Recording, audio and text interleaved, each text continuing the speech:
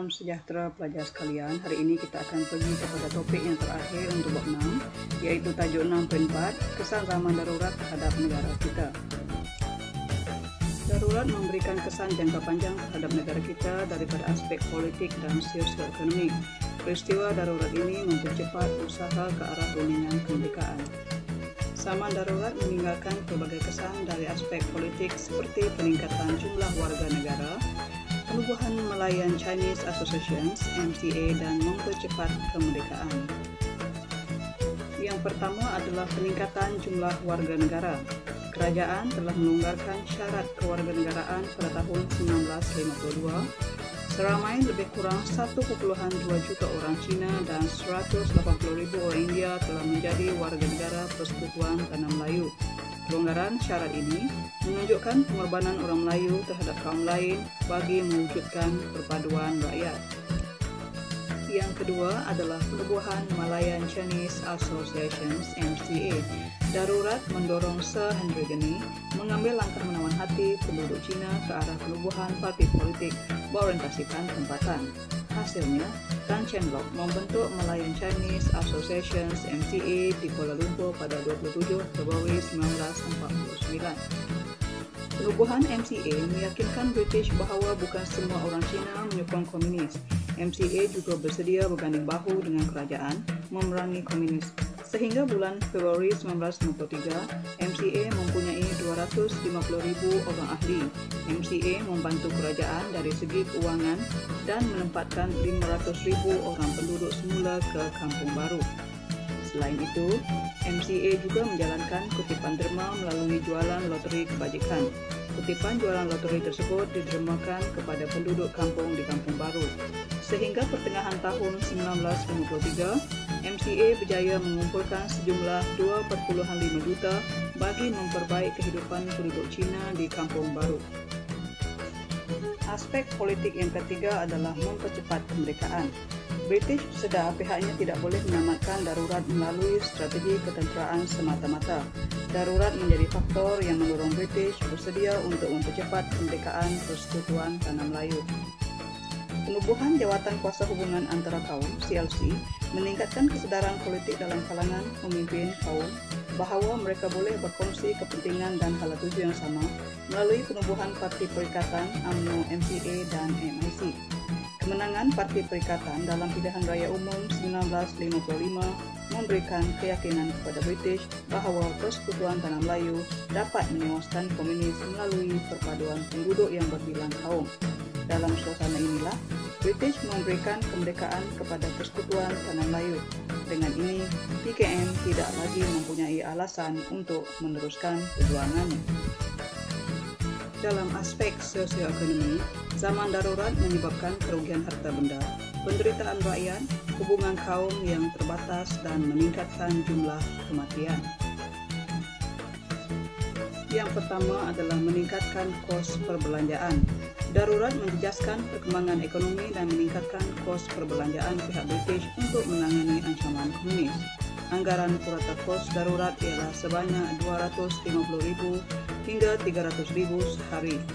Dengan itu, kerajaan terpaksa membelanjakan lebih 10 juta sebulan atau 120 juta setahun untuk memantras ancaman komunis.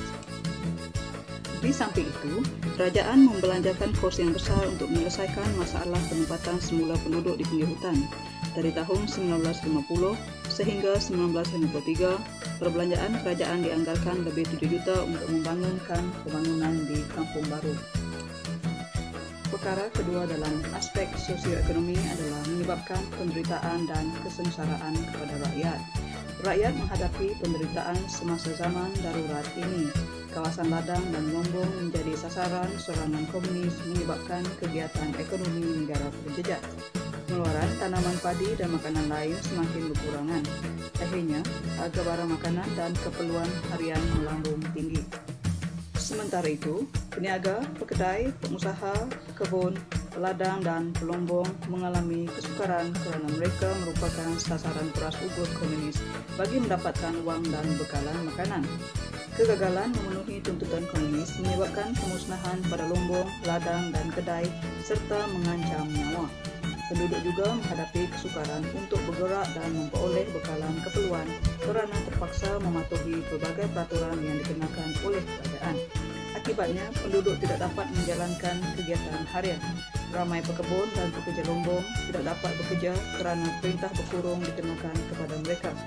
Catuan bekalan makanan yang dikenakan oleh kerajaan menyebabkan mereka bergantung pada makanan seperti ubi kayu, keledek dan jagung.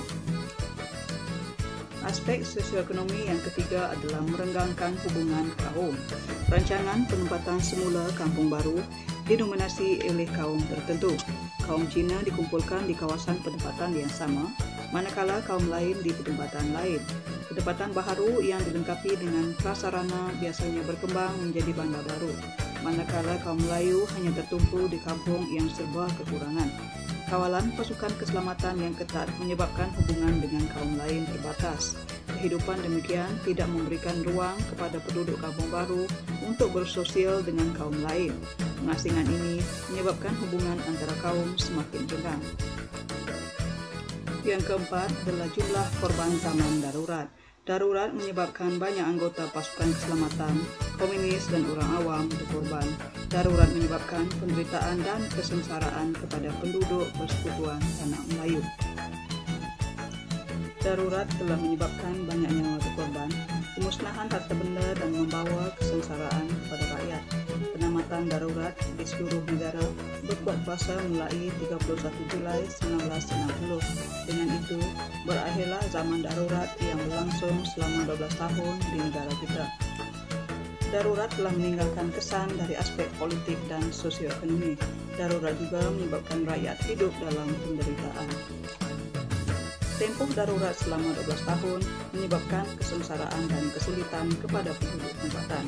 Tidakkan komunis memusnahkan kemudahan asas serta menyerang penduduk dan anggota keselamatan, menyebabkan keadaan huru-hara di negara kita ketika itu.